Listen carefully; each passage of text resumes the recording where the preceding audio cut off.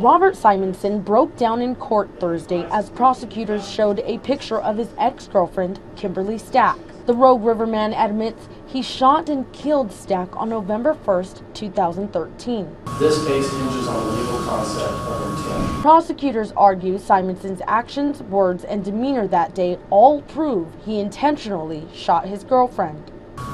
There were, however, points in time during that interview that he was reasonably polite, reasonably responsive, but then he'd go back to irrational.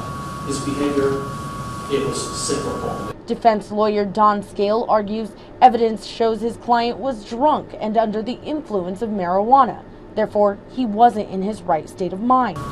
There were, however, points in time during that interview that he was reasonably polite, reasonably responsive, but then he'd go back to irrational. His behavior, it was cyclical. It cycled very rapidly. Simonson told lawyers after the shooting he covered Staack to try to keep her from going into shock and had his friend call 911. His lawyer acknowledged Simonson lied at first, saying Staack shot herself, but defended his actions by saying most people panic in traumatic situations. You've heard him say to Detective Poultice and Sergeant Sigler, he knew he was in a situation where he feared he was going to prison for the rest of his life because he effed up.